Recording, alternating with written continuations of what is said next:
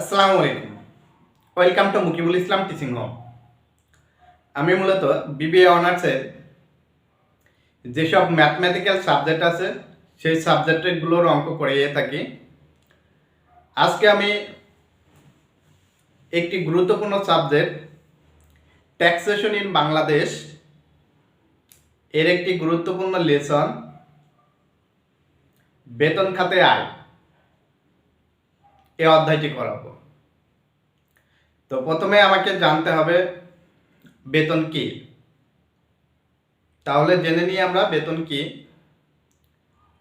একটি নির্দিষ্ট সময় অন্তর অন্তর একজন ব্যক্তি তার নিয়োগকর্তার নিকট থেকে মানসিক এবং শারীরিক পরিশ্রমের বিনিময়ে যে পারিশ্রমিক প্রাপ্ত হন সেটি হচ্ছে বেতন। তো আমরা তাহলে তো বেতন পেয়ে গেলাম, আমরা কি জন্য আবার অঙ্ক করে বেতন বের করতে হবে, মোট বেতন বের করতে হবে। আসলে আমরা যখন কোনো নিয়োগ বিজ্ঞপ্তি দেখি বা আমরা যখন নিয়োগ প্রাপ্ত হই তখন সচরাচর মূল বেতন দেওয়া থাকে, আর এই মূল বেতনের সাথে বিভিন্ন ভাতা যুক্ত করা হয়, যুক্ত করে আমাদের মোট বেতন দেওয়া হয়। তারপরও আমরা মোট বেতন পেয়ে যাচ্ছি, কিন্তু তারপরও আমাদের কি করতে হচ্ছে, আবার অঙ্ক করে বের করতে হচ্ছে। এটা কেন? কারণ সরকার এই যে ভাতা দেওয়া হচ্ছে এই ভাতার উপরে কিছু বিধিনিষেধ আছে বা কিছু মওকুফ করছে, যে এত টাকা পর্যন্ত গেলে বা সীমা নির্ধারণ করা আছে, এত টাকা পর্যন্ত গেলে এর উপরে কর ধার্য হবে, আর এত টাকা পর্যন্ত থাকলে এর উপরে কর ধার্য হবে না। যে কারণে আমাদের মূলত আবার ওই মোট বেতন থেকে অঙ্ক করে আবার কর নির্ণয় বেতন বের করতে হয় আমাদের। তো সর্বপ্রথমে আমি আগে নিয়মটি দেখাবো, তারপরে একটি অঙ্ক করে জিনিসটি বুঝিয়ে দেব। তো প্রথমে আমরা পাই মূল বেতন। মূল বেতন তো এইটি আমরা যখন কর ধার্য আয় নির্ণয় করব তখন সম্পূর্ণ যোগ হবে, মূল বেতন সম্পূর্ণ যোগ হবে। তারপরে আমরা মহার্ঘ ভাতা পাবো, মহার্ঘ ভাতা। তো মহার্ঘ ভাতাও কি হয়, সম্পূর্ণ যোগ হয়। তারপরে আমরা ক্ষতিপূরণ যদি পাই, ক্ষতিপূরণ এটুকু সম্পূর্ণ যোগ হবে। তারপর আমরা বোনাস পাই, বোনাসও কি হবে, সম্পূর্ণ যোগ হবে। তারপর আমরা যদি বেতনের অতিরিক্ত অংশ পাই সেটাও সম্পূর্ণ যোগ হবে। আমি সবগুলো আলোচনা না করে যেগুলো অঙ্কে লাগে বা অঙ্কের প্রয়োজন হয় আমি শুধু সেগুলো দেখাই, তাহলে সুবিধা হবে। ভ্রমণ ভাতা, যদি ভ্রমণ ভাতা পাই তাহলে যদি প্রকৃত খরচ উল্লেখ করা থাকে তাহলে আমরা কি করব, প্রকৃত খরচ বাদ দেব। আর তারপরে আমরা পাবো যাতায়াত ভাতা, যাতায়াত ভাতা। তো যাতায়াত ভাতার ক্ষেত্রে সরকার বলছে যাতায়াত ভাতা যদি নগদ প্রাপ্ত হয় তাহলে সরকার কি করছে, 30,000 টাকা পর্যন্ত অকার ধার্য করছে। মনে করেন আপনি 1 লাখ টাকা যাতায়াত ভাতা পান, তাহলে আয়ের সাথে যুক্ত করবেন কত, এই যে 30,000 টাকা, তাহলে 1 লাখ থেকে 30,000 টাকা বাদ দেব। বাদ দেওয়ার পরে যেটা থাকবে 70,000 টাকা আয়ের সাথে কি হবে, যোগ হবে। আবার যাতায়াত ভাতা না দিয়ে যদি নিয়োগকর্তা তাকে কি করে, একটি গাড়ি দেয়, তার অফিসের প্রয়োজনে বা ব্যক্তিগত ব্যবহারের প্রয়োজনে যদি তাকে একটি গাড়ি দেয়, তখন আমরা সেটাকে যাতায়াত ভাতা বলবো না, তখন আমরা সেটাকে বলবো হচ্ছে যানবাহন সুবিধা। তো যানবাহন সুবিধার ক্ষেত্রে আমরা কি করব, মূল বেতনের 5% অথবা 60,000 টাকা বাৎসরিক, যেটি কম সেটি আয়ের সাথে যোগ দিয়ে দেব। তারপরে আমরা পাবো বাড়ি ভাড়া ভাতা, বাড়ি ভাড়া ভাতা। তো বাড়ি ভাড়ার ভাতার ক্ষেত্রে কি করব, আমরা মূল বেতনের 50% অথবা মাসিক 25,000 টাকা হিসাবে 3 লক্ষ টাকা পর্যন্ত। এটা কি হবে? এই দুইটার মধ্যে যেটি কম হবে সেটি হবে অকার্যধার্য।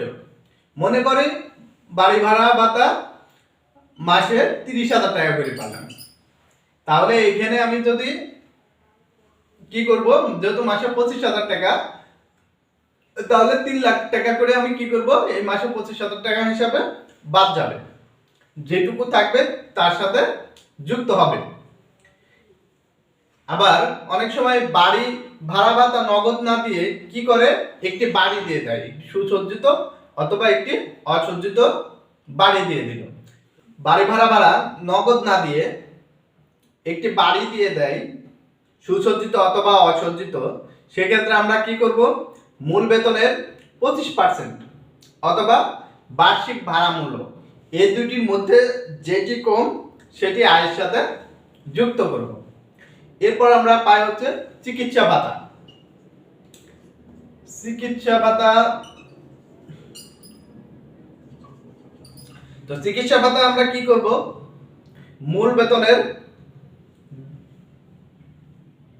10% অথবা 1,20,000 টাকা, যেটি ছোট সেটা আমরা কি করব, বাদ দিয়ে দিব। আসলে এভাবে করলে অঙ্ক বোঝা কঠিন হয়ে যাবে, সেক্ষেত্রে আমি অঙ্ক করে বোঝাই দিই, তাহলে সহজে বোঝা যাবে।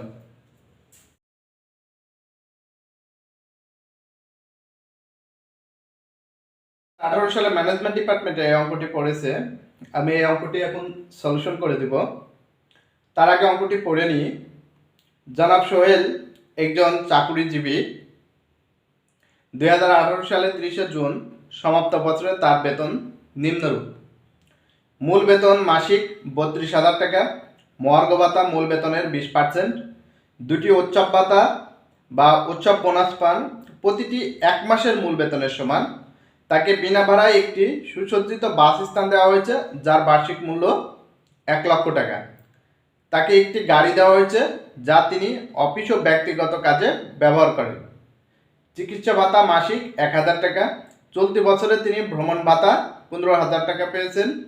তিনি সাধারণ প্রভিডেন্ট ফান্ডে মূল বেতনের 10% দান করেন। আয় বর্ষে তিনি 12.5% হারে উক্ত ফান্ড থেকে সুদ পান 5,000 টাকা। গৃহ পরিচারিকা ভাতা বাবদ তাকে সরকার 2,500 টাকা দেয়। সরি, এটা সরকার হবে না, এটা নিয়োগকর্তা লিখতে হবে, যেহেতু আমরা সরকারি চাকরিজীবীটা করছি না। তিনি গ্রুপ বিমায় মূল বেতনের 1% দান করেন। তিনি ডিপোজিট পেনশন স্কিমে মাসিক 7,000 টাকা দান করেন। সংশ্লিষ্ট বছরে বেতন খাতে তার মোট আয় ও বিনিয়োগ ভাতা নির্ণয় করুন। তো প্রথমে আমি কি করব, একটি ছক কাটবো।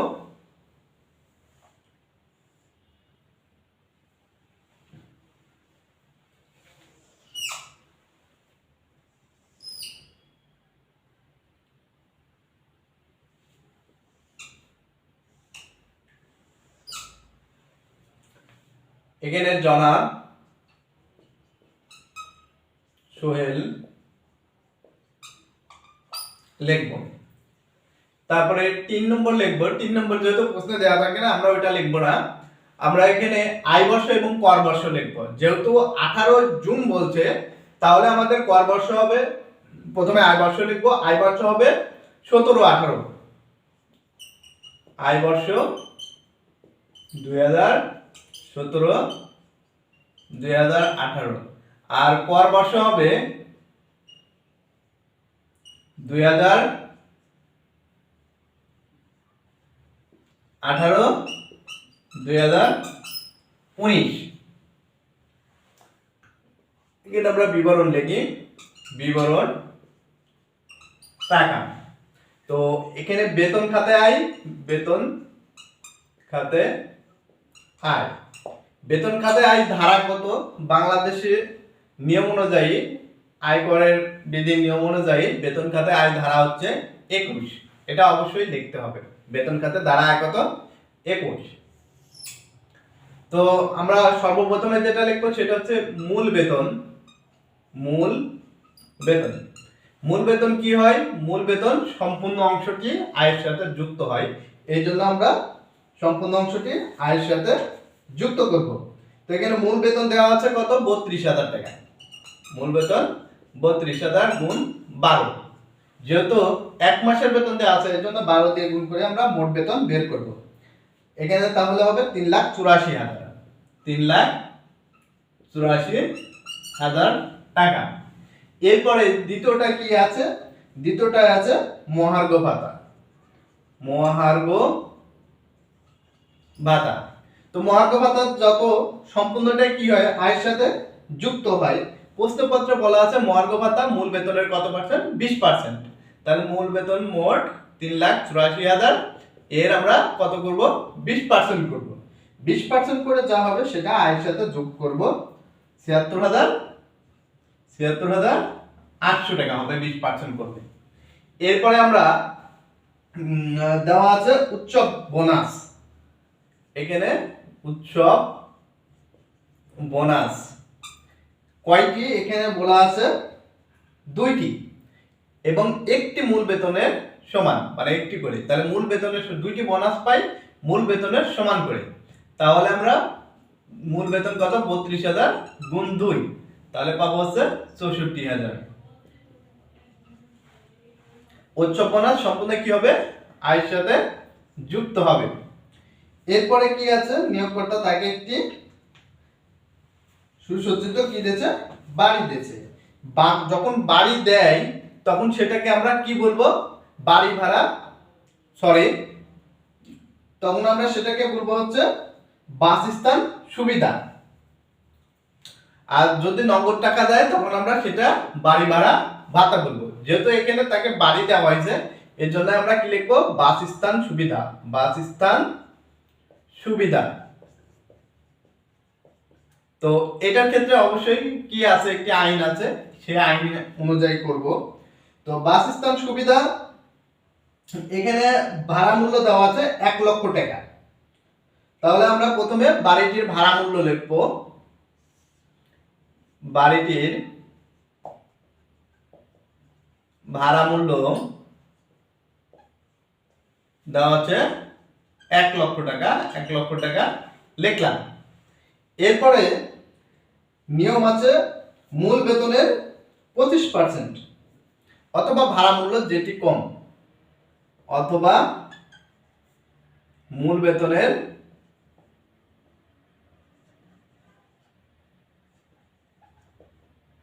25%, এই দুইটার ভিতর যেটি কম হবে সেটি আয়ের সাথে যুক্ত হবে। তাহলে মূল বেতন কত? 3,84,000। 3,84,000 এর আমরা কত করব? 25% করব। তাহলে 25% করলে আমার হবে হচ্ছে 96,000। 96,000। এখন এই দুইটির মধ্যে যেটি কম, যেটি কম, কম কত? 96,000। তাহলে আয়ের সাথে আমার যুক্ত হবে কত? 96,000 টাকা। এরপরে আমরা পাবো হচ্ছে কি করছে? তাকে একটি গাড়ি প্রদান করেছে। এটা যাতায়াত ভাতা না হয়ে কি হবে? যানবাহন সুবিধা হবে। এর জন্য আমরা তাকে কি লিখবো? যানবাহন সুবিধা। তো যানবাহন সুবিধার ক্ষেত্রেও একটি সরকার আইন করে দিয়েছে মূল বেতনের 5% অথবা বার্ষিক 60,000 টাকা, যেটি বড় সেটি আয়ের সাথে যুক্ত হবে। আর যদি যাতায়াত ভাতা হতো তাহলে বাৎসরিক 30,000 টাকা পর্যন্ত অকার্যধার্য হতো। যেহেতু এটা যানবাহন সুবিধা এর জন্য আমরা 30,000 টাকা অকার্যধার্য না করে লিখব হচ্ছে মূল বেতনের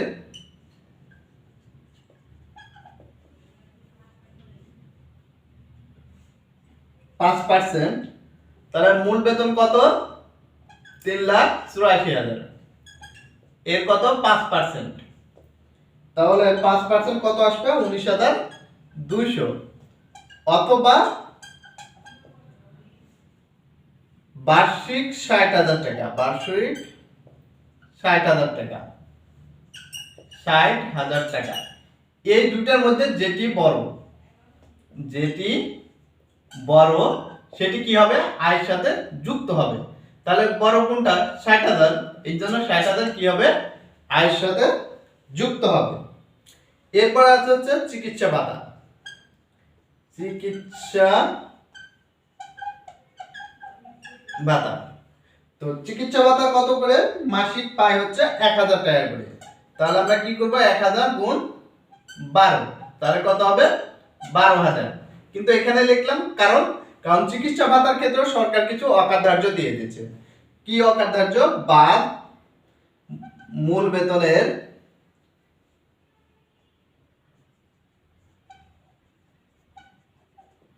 10%। অতএব মূল বেতনের 10% কত হয়? 3,84,000 এর 10% অর্থাৎ 38,400, অথবা বার্ষিক 1,20,000।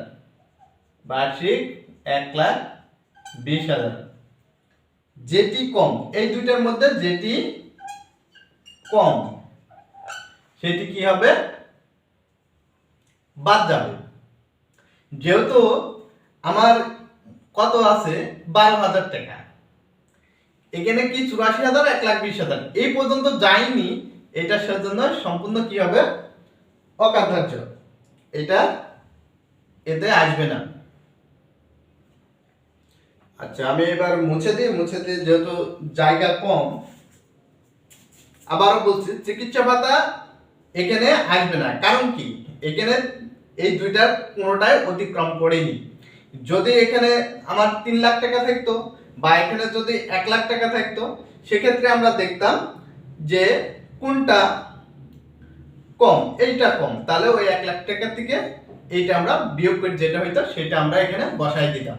যেহেতু এই দুইটার একটা উত্তীর্ণ হয়নি, যে কারণে আমরা এখানে বসাবো না, এটা নীল হয়ে যাবে।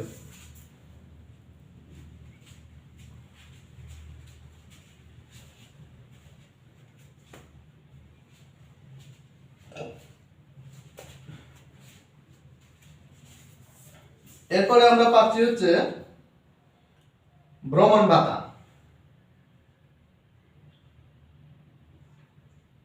ভ্রমণ ভাতা, তো ভ্রমণ ভাতা তিনি মাসে কত পাইছেন? মাসে এখানে বার্ষিক পাইছেন 15,000 টাকা। তাহলে আমরা এখানে কি লিখবো? 15,000 টাকা লিখলাম। লিখে এখানে ভ্রমণ ভাড়া যেহেতু প্রকৃত খরচ উল্লেখ করা নাই, এই জন্য সম্পূর্ণটা কি করব?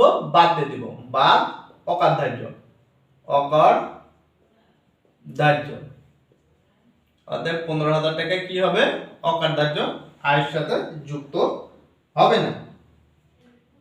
এরপর আমরা পাবো অনুমোদিত ভবিষ্যৎ তহবিলে নিয়োগকর্তার দান। এই প্রশ্নপত্রে নিয়োগকর্তার দান বলেনি, এখানে তিনি নিজেই দান করেন।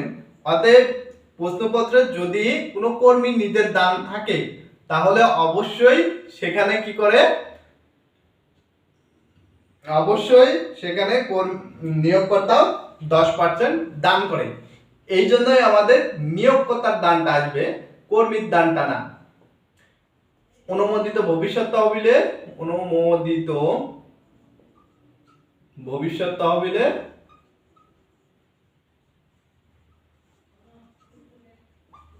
নিয়োগকর্তার দান কত টাকা হবে? মূল বেতনের 10%।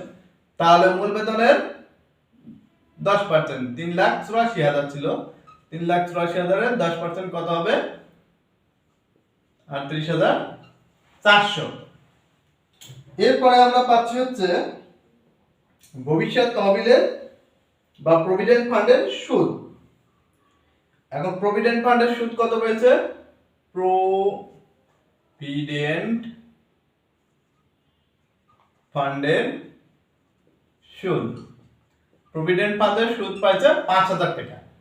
এই প্রভিডেন্ট ফান্ডের সুদ 12.5% বেশি যদি হয় বা মূল বেতনের 1/4 বেশি হয়, তাহলে সম্পূর্ণ অকার্যধার্য হয়। যেহেতু প্রশ্নপত্রে কি বলছে? 12.5%, এই জন্য আমরা সম্পূর্ণ অকার্যধার্য করে দেব, সম্পূর্ণ অকার্যধার্য।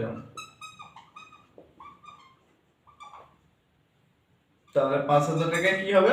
অকার্যধার্য হবে, এখানে হয়ে যাবে নীল। এখানে আরেকটি জিনিস দেওয়া আছে,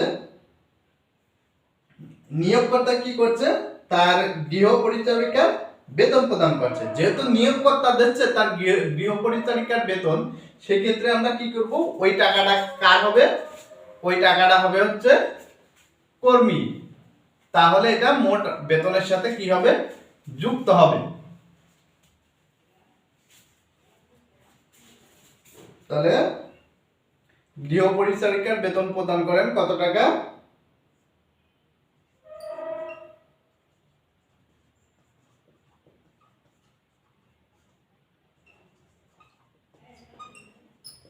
বেতন 2500 টাকা করে দেন। তাহলে 2500 গুণ কত হবে, 12, তাহলে হবে হচ্ছে 30,000 টাকা। তাহলে আমরা এখন এটা মোটটা যোগ করে দিব, অতএব মোট বেতন খাতে আয়। আমি যেহেতু আগে মুছে ফেলছি, আমি এখানে একটা করছি, যেটা করেছি সেটা দেখে আনসারটা বসাই দিচ্ছি। 7,49,200 টাকা, এটাই হচ্ছে। এখানে তিনি মূল বেতনের বিমায় 1% দান করেন এবং ডিপোজিট পেনশনে মাসিক 7,000 টাকা দান করেন। এগুলো এখানে আসবে না, এগুলো যখন আমরা বিনিয়োগ ভাতা নির্ণয় করব, বিনিয়োগ ভাতার ক্ষেত্রে আসবে, যে কারণে এটা আয়ের ভিতরে আসবে না। এবার আমরা বিনিয়োগ ভাতা বা কর রেয়াত নির্ণয় করব।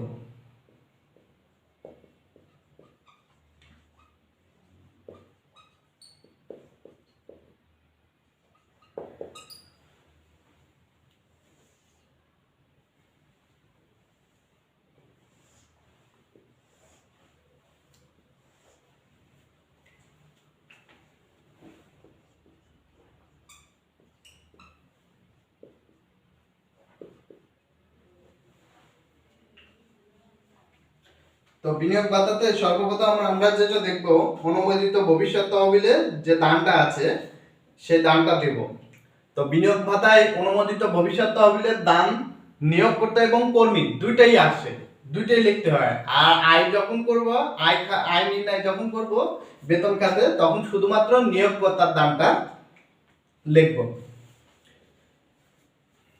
তো তাহলে আমরা সর্বপ্রথমে কি পাচ্ছি, অনুমোদিত প্রভিডেন্ট ফান্ডে নিয়োগকর্তা কর্মীর দান।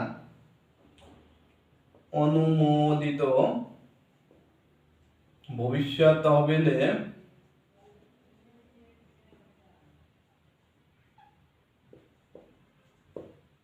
কর্মী ও নিয়োগকর্তার দান। এখানে কর্মীকে নিজে ও নিয়োগকর্তার দান।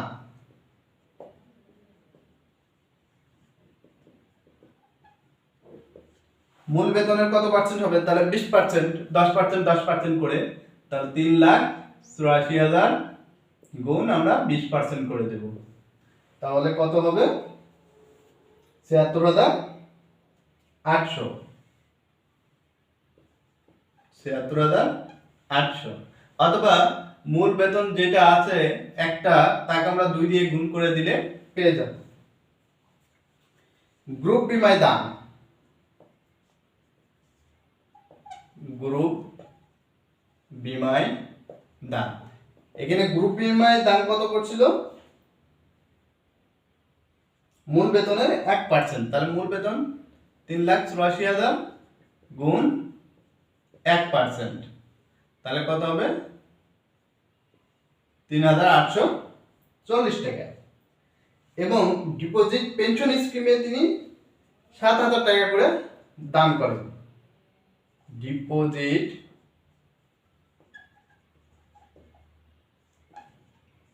পেনশন স্কিম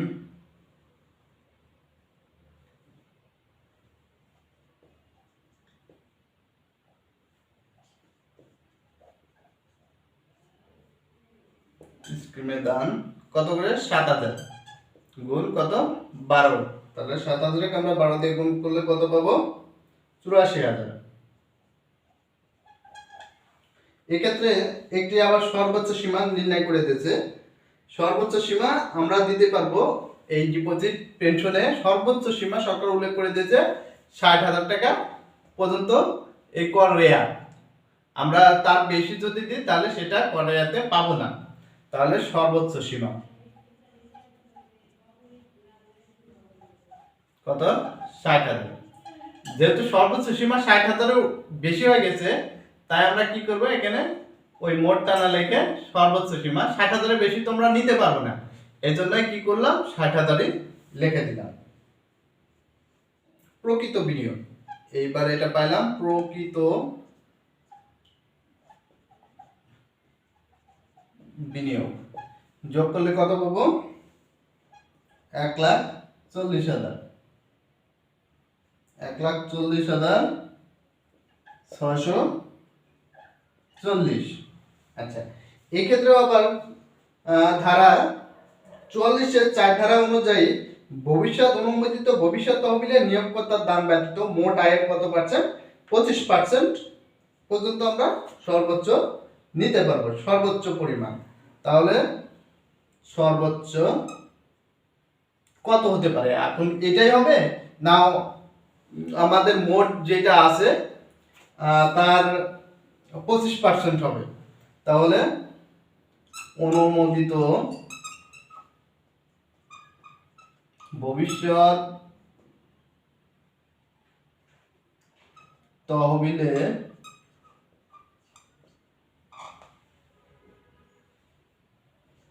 নিয়োগকর্তার দান ব্যতীত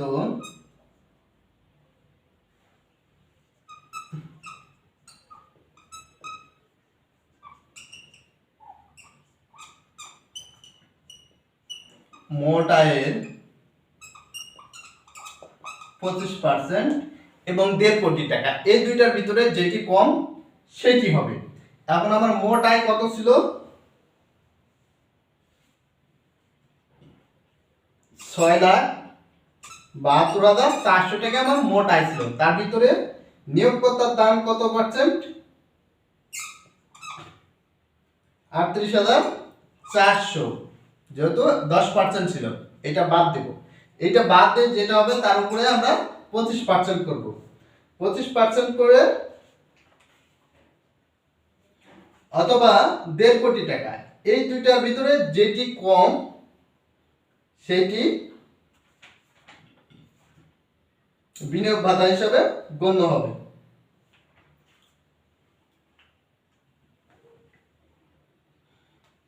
তাহলে 25% আমাদের আসে হচ্ছে 1,58,500। তাহলে কম কোনটি? কমটি। তাহলে কম হচ্ছে 1,40,000। তাহলে বিনিয়োগ ভাতা কত হবে? অতএব বিনিয়োগ ভাতা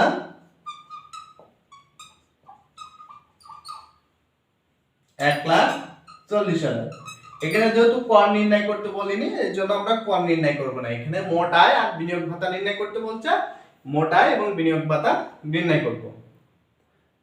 কোনো জায়গায় যদি বুঝতে অসুবিধা হয় তাহলে অবশ্যই কমেন্টে জানাবেন, আর দেখে যদি ভালো লাগে অবশ্যই চ্যানেলটি সাবস্ক্রাইব করবেন।